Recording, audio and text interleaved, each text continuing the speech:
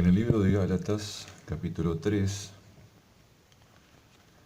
dice: Oh Gálatas insensatos, ¿quién os fascinó para no obedecer la verdad a vosotros, ante cuyos ojos Jesucristo fue presentado claramente entre vosotros como crucificado?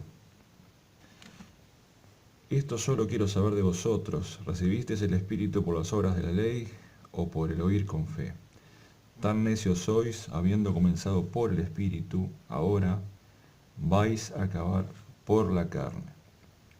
En este capítulo de Gálatas, y precisamente durante todo el desarrollo de la epístola, lo que se ve es una congregación que había sido fundada de acuerdo al testimonio apostólico de la verdad, pero posteriormente a eso, de acuerdo a lo que dice aquí, surgieron ciertas herejías traídas por individuos, y por eso la pregunta del apóstol hacia los Gálatas: ¿quién os fascinó para no obedecer a la verdad?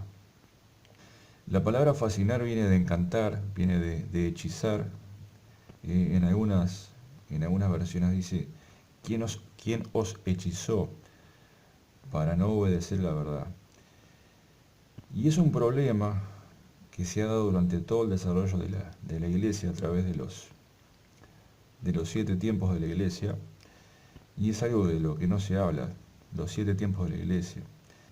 Es algo que no se habla mucho, pero la iglesia ha tenido a través de la historia periodos muy marcados, muy bien definidos por Cristo, cuando le da esa revelación a Juan de lo que iba a acontecer con lo que era la iglesia. Y si uno analiza lo que es la historia de lo que es la iglesia a través de los siglos, eso se ha cumplido de una forma tan clara y tan definida que uno se asombra cuando ve eso. Y las herejías traídas por las enseñanzas torcidas traídas por estos individuos, que a veces uno desearía saber y poderlos definirlos claramente acerca de si son hermanos o no son hermanos, porque partiendo de esa premisa es que uno se puede posicionar mejor para poder defenderse de todo este tipo de cosas. Porque si es un hereje, de hecho, si es un sujeto que no tiene el Espíritu de Cristo, ahí estamos hablando de otra cosa. Porque claramente es un individuo que en ese caso estaría condenado por su propia postura a ser incorrecta del Evangelio. Pero ¿qué pasa cuando estas posturas incorrectas tienen base y fundamento en lo que son los hermanos, en lo que son los discípulos de Cristo? Bueno, sabe que ahí es otro problema, porque tenemos un individuo que ha sido cimentado con la verdad, pero posteriormente a eso se desvió, se decantó por un camino que lo llevó a desviarse. Y ese es otro problema. Ahora, más allá de todo eso, mi exhortación va dirigida a los creyentes nuevos, a los creyentes que ya llevan un tiempo en lo que es el camino, pero sabe que a veces la palabra nuevo, la palabra creyente nuevo, se puede dar también en un hermano que lleva tiempo metido en lo que es el seno de la congregación, pero que no ha podido madurar en lo que es la fe.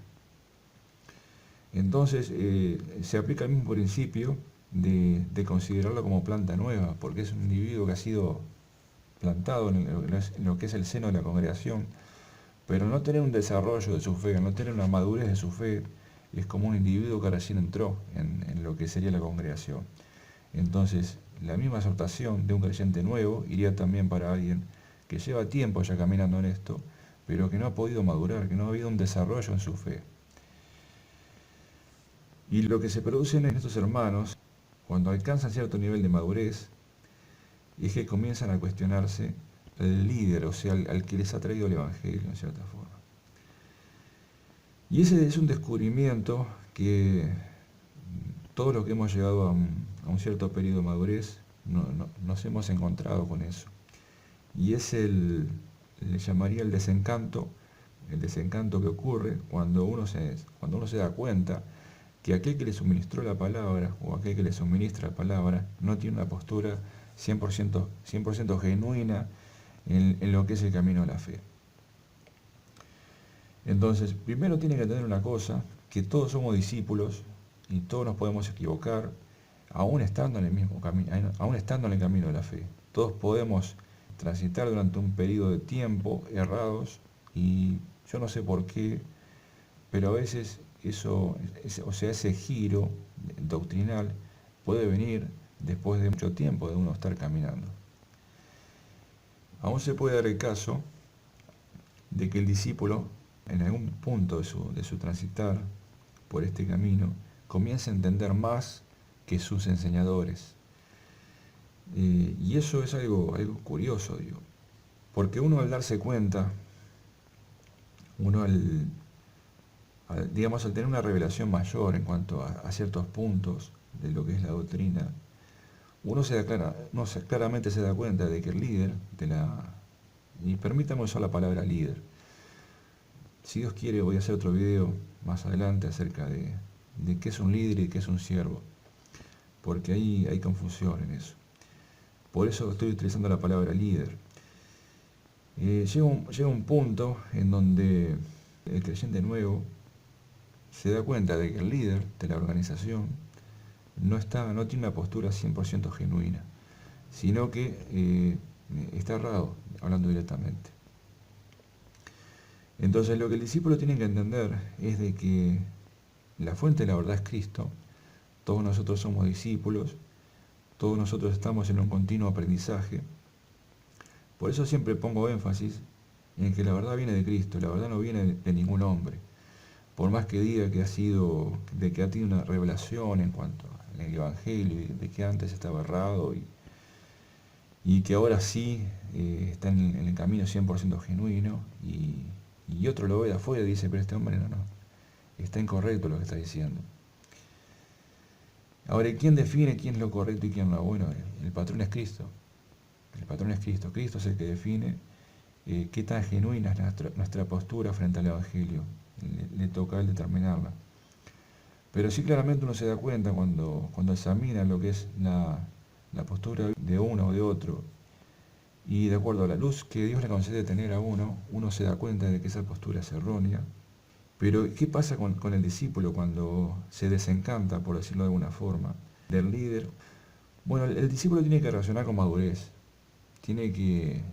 Si ya se dio cuenta de eso, es porque entró en un proceso de madurez.